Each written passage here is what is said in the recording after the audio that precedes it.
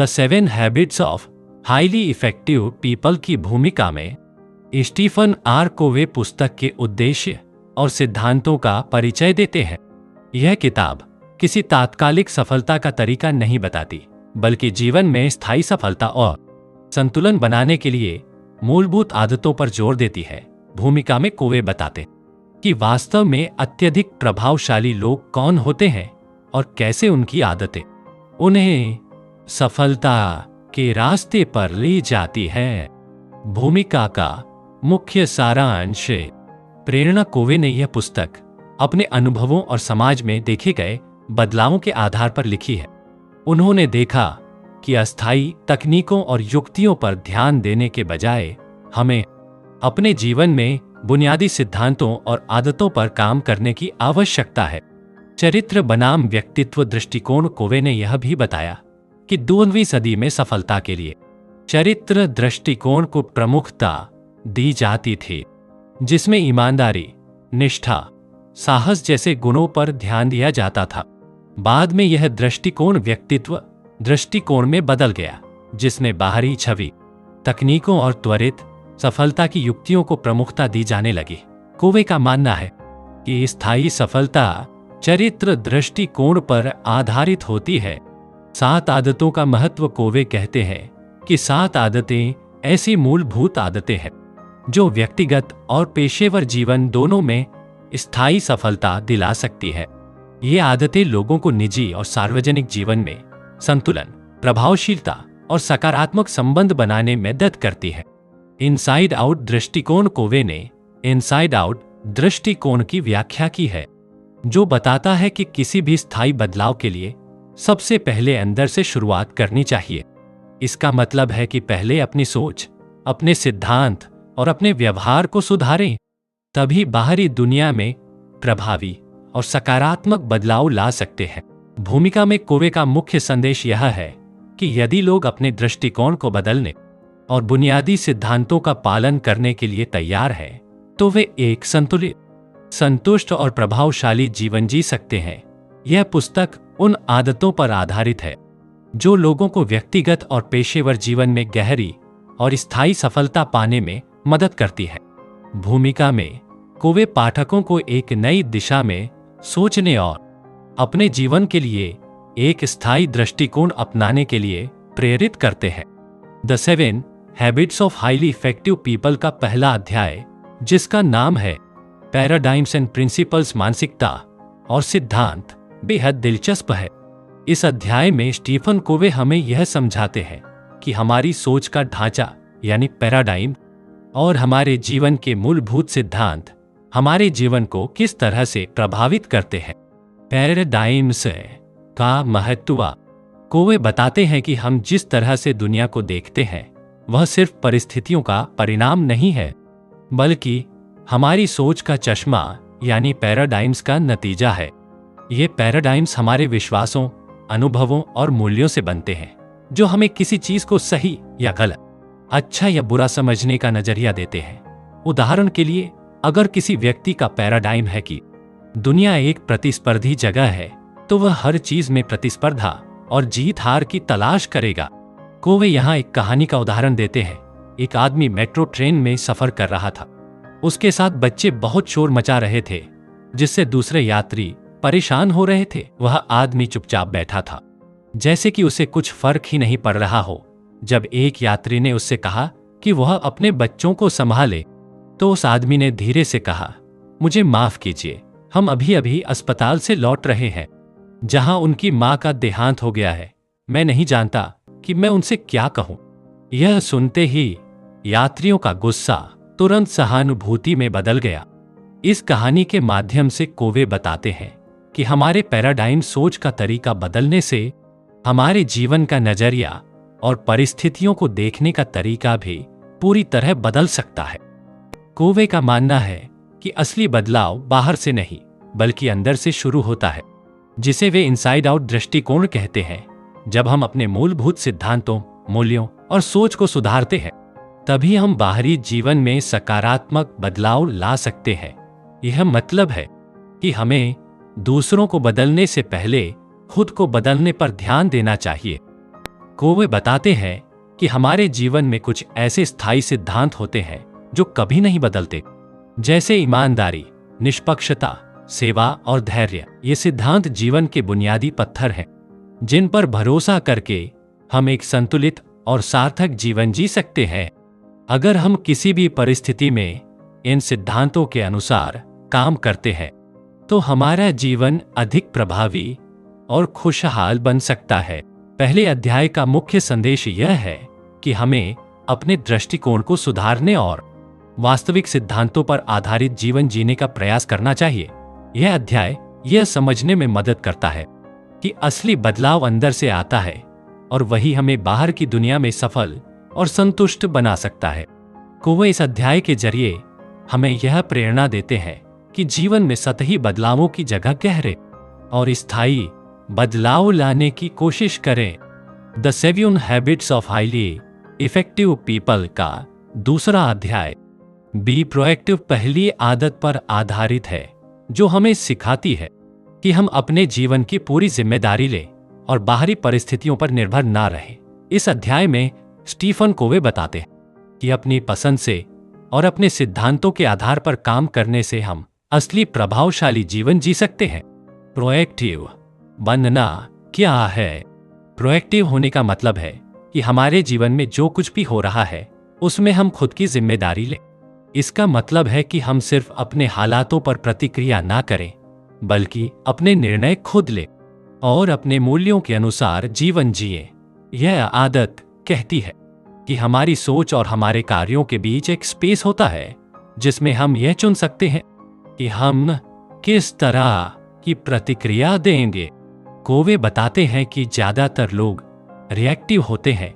इसका मतलब है कि वे बाहरी परिस्थितियों और दूसरों के व्यवहार से प्रभावित होते हैं और उसी के अनुसार प्रतिक्रिया देते हैं। जैसे अगर मौसम खराब हो जाए तो रिएक्टिव लोग तुरंत उदास या गुस्से में आ जाते हैं, लेकिन प्रोएक्टिव लोग इस बात को समझते हैं कि उनके मूड का मौसम से कोई लेना देना नहीं है। वे खुद के अंदर खुश और संतुलित रह सकते हैं। सर्कल ऑफ कंसर्न और सर्कल ऑफ इन्फ्लुएंस। इस अध्याय में कोवे 2 महत्वपूर्ण अवधारणाओं का जिक्र करते हैं।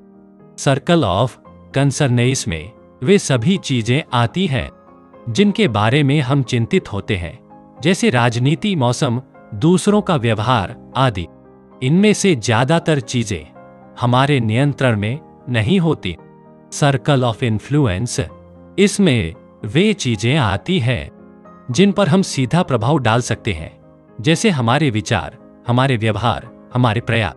कोवे हमें सलाह देते हैं कि हमें अपने ध्यान और ऊर्जा को अपने सर्कल ऑफ इन्फ्लुएंस पर केंद्रित करना चाहिए, क्योंकि यही वे चीजें हैं जिन पर हम बदलाव ला सकते हैं। जब हम इस पर ध्यान देते हैं तो हमारा प्रभाव बढ़ता है और हम अपने सर्कल ऑफ कंसर्न की चीजों को लेकर ज्यादा परेशान नहीं होते। विक्टर फ्रैंकल की प्रेरणादायक कहानी। कोवे ने इस अध्याय में मनोवैज्ञानिक विक्टर फ्रैंकल की कहानी का उल्लेख किया है। फ्रैंकल एक होलोकॉस्ट सर्वाइवर थे जिन्हें नाजी कैंप में हर तरह की यातना का सामना करना पड़ा, लेकिन उन्होंने यह समझ लिया कि नाजी उनके शरीर को कैद कर सकते हैं लेकिन उनकी मानसिक आजादी को नहीं छीन सकते। फ्रैंकल ने अपनी स्थिति के बावजूद सकारात्मक सोच बनाए रखी और दूसरों की मदद करने की ठानी। यह कहानी बताती है कि हमें हमारी परिस्थितियां नहीं बल्कि हमारी प्रतिक्रिया और हमारा नजरिया परिभाषित करता है। इस अध्याय का मुख्य संदेश यह है कि हम अपने जीवन के सृजक खुद हैं। जब हम अपनी परिस्थितियों का दोष दूसरों को देने के बजाय खुद अपनी जिम्मेदारी लेते हैं तो हमारे पास एक सकारात्मक और शक्तिशाली जीवन जीने का अवसर होता है। कोवे बताते हैं कि हम अपनी भाषा से भी प्रोएक्टिव या रिएक्टिव होने का संकेत देते हैं। उदाहरण के लिए, रिएक्टिव भाषा मेरे पास कोई और चारा नहीं है, वे मुझे ऐसा करने पर मजबूर करते हैं आदि। प्रोएक्टिव भाषा, मैं यह चुनता हूं, यह मेरे नियंत्रण में है आदि। प्रोएक्टिव भाषा हमें हमारी जिम्मेदारी का एहसास कराती है और हमें प्रेरित करती है कि हम खुद को परिस्थितियों के बजाय अपने मूल्यों और सिद्धांतों के अनुसार चलाएं। दूसरा अध्याय हमें यह समझाता है कि प्रोएक्टिव बनना सफलता की दिशा में पहला कदम है। जब हम अपनी जिम्मेदारी लेते हैं, प्रोएक्टिव भाषा का इस्तेमाल करते हैं और अपने सर्कल ऑफ इन्फ्लुएंस पर ध्यान केंद्रित करते हैं, तो हम न केवल समस्याओं का सामना करने के लिए तैयार होते हैं, बल्कि खुद को अधिक आत्मनिर्भर और संतुष्ट व्यक्ति बना सकते हैं। The 7 habits of highly effective people का तीसरा अध्याय पुट फर्स्ट थिंग्स फर्स्ट पर आधारित है। यह आदत हमें जीवन में प्राथमिकताएं तय करने और सबसे महत्वपूर्ण चीजों पर ध्यान केंद्रित करने की सिखाती है। स्टीफन कोवे बताते हैं कि अपने समय और ऊर्जा को सही चीजों में लगाना ही एक प्रभावशाली और सफल जीवन का आधार है। प्राथमिकता का महत्व। कोवे इस अध्याय में कहते हैं कि हम अक्सर व्यस्त रहते हैं, लेकिन जरूरी नहीं कि हमारी व्यस्तता उत्पादक या महत्वपूर्ण हो। इस आदत का मूल सिद्धांत है कि हमें यह समझना चाहिए कि हमारी अहम चीजें क्या हैं और उन्हीं पर पहले ध्यान केंद्रित करना चाहिए।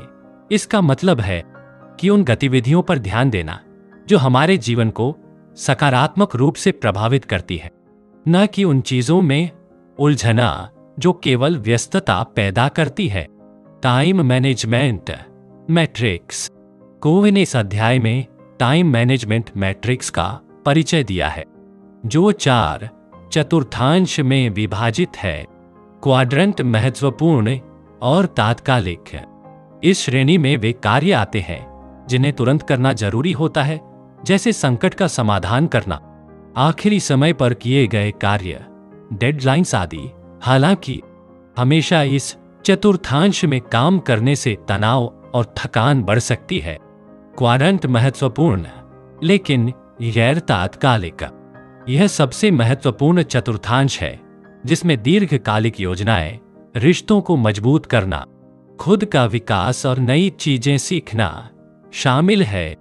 इस पर ध्यान देने से संतुलित और प्रभावशाली जीवन जीने में मदद मिलती है। क्वाड्रेंट तात्कालिक लेकिन गैर महत्वपूर्ण। इसमें वे कार्य आते हैं जो दूसरों के लिए महत्वपूर्ण है, जैसे अचानक आने वाली कॉल्स, मीटिंग्स आदि। ये कार्य अक्सर हमें हमारे लक्ष्य से भटका देते हैं।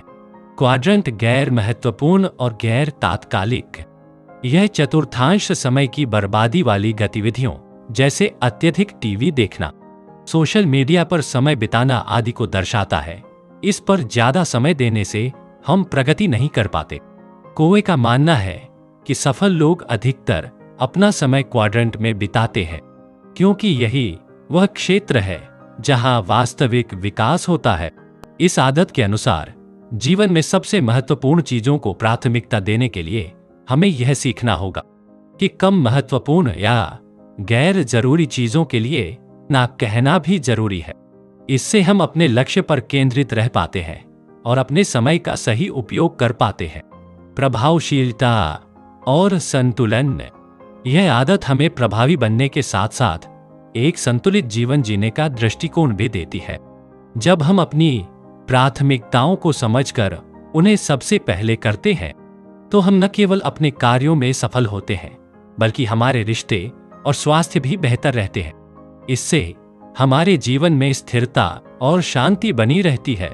मोनमानी हराई जाये तो नए उच्च संदेश।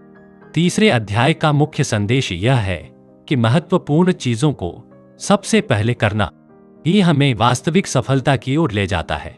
जब हम अपनी प्राथमिकताओं को सही तरीके से तय कर लेते हैं और सबसे जरूरी कार्यों को पहले करने पर ध्यान देते हैं, तो हम न केवल जीवन में ज्यादा उत्पादक बनते हैं, बल्कि मानसिक और भावनात्मक रूप से भी संतुलित रहते हैं। तीसरा अध्याय हमें यह सिखाता है कि समय प्रबंधन का मतलब सिर्फ चीजों को जल्दी जल्दी करना नहीं है, बल्कि सबसे पहले जरूरी चीजों पर ध्यान देना है। टाइम मैनेजमेंट मैट्रिक्स का सही उपयोग करके महत्वपूर्ण चीजों पर ध्यान केंद्रित कर और जरूरी चीजों को ना कहकर हम अपने जीवन को ज्यादा प्रभावशाली और सार्थक बना सकते हैं। The 7 habits of highly effective people का चौथा अध्याय थिंक विन विन चौथी आदत पर आधारित है, जो हमें परस्पर लाभकारी मानसिकता अपनाने की प्रेरणा देता है। इस अध्याय में स्टीफन कोवे बताते हैं कि हमारे रिश्तों में सिर्फ खुद की जीत या दूसरों की हार पर ध्यान देने के बजाय ऐसी सोच अपनाएं जिसमें सभी पक्षों का लाभ हो। वह विन विन का अर्थ है कि किसी भी स्थिति में सभी पक्षों के लिए समाधान ढूंढा जाए जिससे हर कोई संतुष्ट हो। इस तरह की मानसिकता अपनाने का मतलब है कि आप जीवन को प्रतियोगिता की बजाय सहयोग का क्षेत्र मानते हैं जहां सभी के हित का ध्यान रखा जाता है। कोवे बताते हैं कि इस तरह की सोच रिश्तों को मजबूत बनाने के साथ साथ दीर्घकालिक सफलता की नींव भी रखती है। इसके विपरीत विन लूज मैं जीतूं, लूज विन मैं हारूं, तुम जीतो जैसी मानसिकताएं संबंधों में दरार डालती है और किसी भी दीर्घकालिक सफलता में बाधा बनती है। कोवे ने इस अध्याय में 5 प्रकार की मानसिकताओं का जिक्र किया है। विन विन, सभी के लाभ की सोच रखने वाली मानसिकता। विन लूज, एक पक्ष की जीत और दूसरे की हार की सोच। लूज विन, खुद की हार स्वीकार कर दूसरे की जीत में खुशी ढूंढने वाली सोच। लूज लूज, यह नकारात्मक मानसिकता है जिसमें अगर मैं नहीं जीत सकता तो दूसरा भी नहीं जीतेगा। विन, सिर्फ अपनी जीत पर ध्यान देने वाली सोच, बिना किसी और के नुकसान या लाभ की चिंता किए। कोवे के अनुसार सबसे स्थायी और सकारात्मक मानसिकता विन विन है क्योंकि यह सभी पक्षों के हितों का ख्याल रखती है। चरित्र और परस्पर लाभ की सोच। कोवे ने यह भी बताया कि विन विन मानसिकता अपनाने के लिए हमें कुछ महत्वपूर्ण गुणों का विकास करना होता है। ईमानदारी, अपने मूल्यों के प्रति ईमानदार होना और उन्हें हर परिस्थिति में बनाए रखना। परिपक्वता, आत्म आदर और दूसरों के आदर में संतुलन रखना। पर्याप्तता मानसिकता, यह मानना कि दुनिया में सभी के लिए पर्याप्त है जिससे दूसरों की सफलता को भी खुशी से स्वीकार किया जा सके। ये गुण हमारी मानसिकता को परिपक्व और सहयोगी बनाते हैं जिससे हम किसी भी स्थिति में लाभकारी समाधान ढूंढ सकें। विन समझौते की बात की है जिसमें दोनों पक्षों की जरूरतों और अपेक्षाओं को ध्यान में रखकर एक समझौता किया जाता है। इसके लिए पारदर्शिता, खुले संवाद और आपसी सम्मान का होना आवश्यक है। ऐसे समझौते किसी भी व्यक्तिगत या पेशेवर संबंध में विश्वास और दीर्घकालिक सफलता लाते हैं। चौथे अध्याय का मुख्य संदेश यह है कि विन विन सोच को अपनाने से हम न केवल रिश्तों को मजबूत बना सकते हैं बल्कि एक सकारात्मक और सहयोगी माहौल भी बना सकते हैं जहां सभी पक्षों का भला हो। यह आदत हमें दूसरों के साथ काम करते समय समझौतों और समाधान ढूंढने में सहायक होती है जिससे हर किसी का आत्मसम्मान बना रहे और सभी को लाभ हो। अध्याय थिंक विन विन हमें यह सिखाता है कि किसी भी रिश्ते या बातचीत में जीतने का मतलब यह नहीं कि कोई और हारे बल्कि यह कि हर किसी का लाभ हो। ऐसी मानसिकता अपनाने से हम सहयोग, विश्वास और दीर्घकालिक सफलता की नींव रख सकते हैं।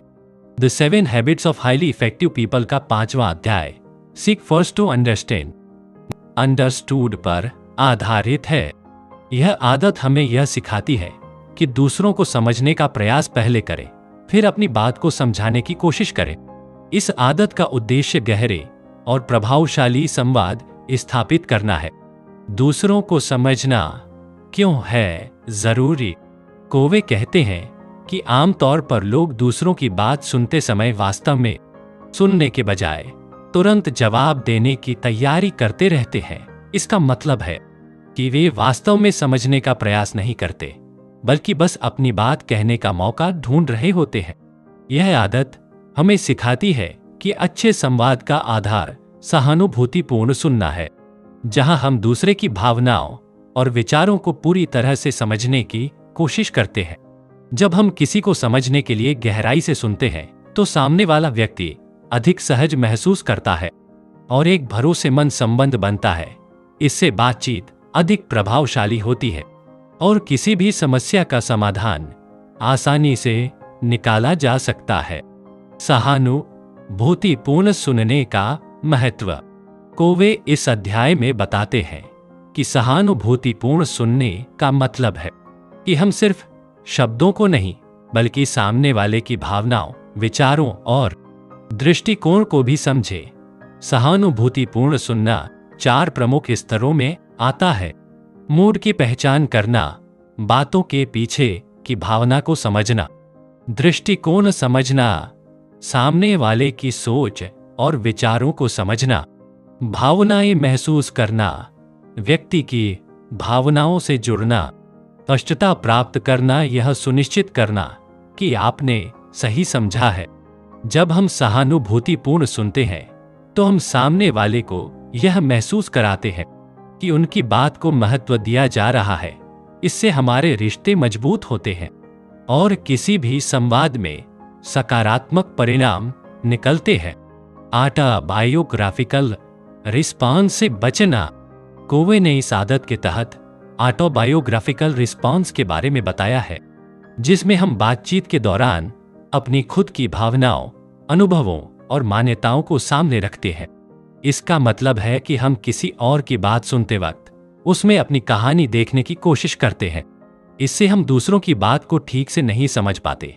4 प्रकार के ऑटोबायोग्राफिकल रिस्पॉन्स होते हैं।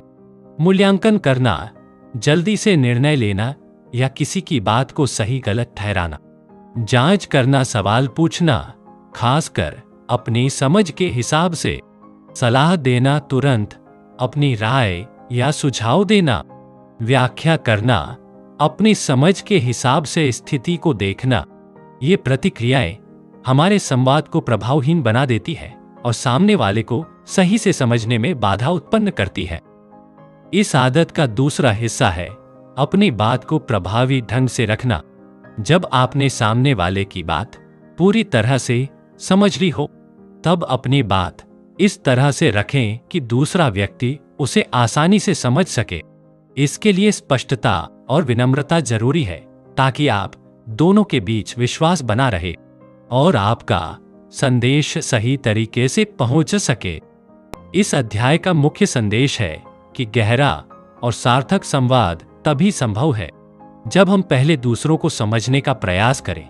ऐसा करने से हम अपनी बात भी बेहतर ढंग से समझा पाते हैं और एक संतुलित संवाद स्थापित कर पाते हैं। यह आदत हमारे व्यक्तिगत और व्यावसायिक रिश्तों में मजबूत संबंध बनाने में सहायक है। अध्याय first to understand then to be understood हमें यह सिखाता है कि प्रभावशाली संवाद की कुंजी सहानुभूतिपूर्ण सुनना है। जब हम दूसरों की बात गहराई से समझने का प्रयास करते हैं और बिना किसी बाधा के उन्हें अपनी बात कहने देते हैं, तो हमारे रिश्ते में विश्वास और समझ बढ़ती है। इसके बाद जब हम अपनी बात रखते हैं तो वह अधिक प्रभावशाली और सार्थक होती है। The 7 habits of highly effective people का 6वां अध्याय सिंथेसिस सिनर्जी पर केंद्रित है। यह अध्याय समूह के प्रयासों से अधिकतम परिणाम प्राप्त करने और विभिन्न दृष्टिकोणों के मिलन के महत्व पर जोर देता है। इस अध्याय का उद्देश्य यह है कि कैसे सहयोग और समन्वय के माध्यम से हम बेहतर समाधान उत्पन्न कर सकते हैं। सिनर्जी का अर्थ है विभिन्न तत्वों का मिलकर एक नया बेहतर परिणाम उत्पन्न करना। इसका मतलब यह है कि जब अलग अलग विचार और क्षमताएं एक साथ आती हैं, तो उनका संयुक्त प्रभाव व्यक्तिगत प्रयासों से कहीं अधिक होता है। कोवे बताते हैं कि यह एक सहयोगात्मक प्रक्रिया है जहां समूह के सभी सदस्य अपनी ताकतों का उपयोग करके एकत्रित रूप से काम करते हैं। कोवे का कहना है कि सामूहिकता में शक्ति होती है। जब हम विविध पृष्ठभूमियों, दृष्टिकोणों और अनुभवों वाले लोगों के साथ काम करते हैं, तो हमें नई और रचनात्मक संभावनाएं मिलती हैं। वह यह भी बताते हैं कि एक अच्छे समूह में केवल विविधता होना ही पर्याप्त नहीं है, बल्कि उस विविधता का सम्मान करना और उसे बढ़ावा देना भी महत्वपूर्ण है। सहयोगात्मक संवाद। 6ठे अध्याय में कोवे ने सकारात्मक संवाद के महत्व पर बल दिया है। जब हम एक दूसरे की बातों को सुनते हैं और विचारों का आदान प्रदान करते हैं, तो हम अपने दृष्टिकोण को विस्तारित कर सकते हैं। सहयोगात्मक संवाद से हमें यह समझने में मदद मिलती है कि दूसरों का दृष्टिकोण क्या है, और इससे हम एक सामूहिक समाधान तक पहुंच सकते हैं। साझा लक्ष्यों की ओर बढ़ना। सभी सदस्यों का एक साझा लक्ष्य होना आवश्यक है। जब समूह के सभी सदस्य एक ही दिशा में बढ़ते हैं तो सहयोग और एकता बढ़ती है। इससे न केवल काम करने का माहौल बेहतर होता है, बल्कि परिणाम भी अधिक प्रभावशाली होते हैं। कोवे इस अध्याय में बताते हैं कि जब हम मिलकर काम करते हैं तो हमें एक सकारात्मक परिवर्तन की संभावना मिलती है। यह परिवर्तन न केवल व्यक्तिगत विकास के लिए बल्कि समूह की सफलता के लिए भी महत्वपूर्ण है। सहयोग के माध्यम से हम समस्याओं को हल करने और नए विचारों को लागू करने में सक्षम होते हैं। छठे अध्याय का मुख्य संदेश यह है कि सिर्जी को अपनाने से हम व्यक्तिगत और सामूहिक स्तर पर अधिक प्रभावी बन सकते हैं। जब हम विभिन्न दृष्टिकोणों को स्वीकार करते हैं, सकारात्मक संवाद करते हैं और साझा लक्ष्यों की ओर बढ़ते हैं, तो हम एक सशक्त समूह बनाते हैं जो समस्याओं का समाधान करने में सक्षम होता है। अध्याय हमें यह सिखाता है कि विभिन्न विचारों और दृष्टिकोणों को मिलाकर बेहतर समाधान प्राप्त किया जा सकता है। जब हम मिलकर काम करते हैं और सभी की राय का सम्मान करते हैं तो हम न केवल अपने लक्ष्यों को हासिल करते हैं, बल्कि एक मजबूत और सहयोगी समुदाय का निर्माण करते हैं। ये आदत हमारे व्यक्तिगत और व्यावसायिक जीवन में प्रभावशीलता और रचनात्मकता को बढ़ाने में सहायक होती है। The 7 habits of highly effective people का 7वां और अंतिम अध्याय यह आदत व्यक्तिगत विकास और पुनः नवीनीकरण के महत्व पर जोर देती है। कोवे के अनुसार यह आदत हमें यह सिखाती है कि हमें अपने मानसिक, शारीरिक, भावनात्मक और आध्यात्मिक स्वास्थ्य को बनाए रखने के लिए निरंतर प्रयास करना चाहिए। आत्म नवीनीकरण का महत्व। शार्पन द सॉ का अर्थ है अपनी क्षमताओं को लगातार विकसित करना और खुद को नवीनीकरण करना। कोवे का कहना है कि यदि हम लगातार अपने कौशल और ज्ञान में सुधार नहीं करते हैं तो हम अपने प्रभावशीलता में कमी महसूस करेंगे। इस आदत का मुख्य उद्देश्य यह है कि हमें अपने जीवन के विभिन्न क्षेत्रों में संतुलन बनाए रखना चाहिए। 4 प्रमुख क्षेत्र। कोवे ने आत्म नवीनीकरण के 4 प्रमुख क्षेत्र निर्धारित किए हैं। अपने शारीरिक स्वास्थ्य का ध्यान रखना बहुत जरूरी है। इसमें नियमित व्यायाम, उचित आहार और पर्याप्त नींद शामिल है। शारीरिक स्वास्थ्य में सुधार से हमारी ऊर्जा और सहन शक्ति बढ़ती है। मानसिक विकास के लिए निरंतर सीखने और सोचने की प्रक्रिया को जारी रखना चाहिए। यह पढ़ाई, नई भाषाएं सीखने या कौशल विकास के माध्यम से किया जा सकता है। मानसिक रूप से सक्रिय रहकर हम अपनी समस्या समाधान की क्षमता को बढ़ा सकते हैं। भावनात्मक स्वास्थ्य का मतलब है अपने आप को समझना और अपनी भावनाओं को नियंत्रित करना। इसके लिए ध्यान, आत्मचिंतन और समय समय पर अपने मूल्यों और सिद्धांतों का पुनर्मूल्यांकन करना आवश्यक है। आध्यात्मिक स्वास्थ्य हमें गहराई से जुड़ने और अपने जीवन के अर्थ को समझने में मदद करता है।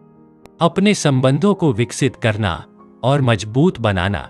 यह परिवार, दोस्तों और सहयोगियों के साथ सकारात्मक संबंध बनाने में मदद करता है।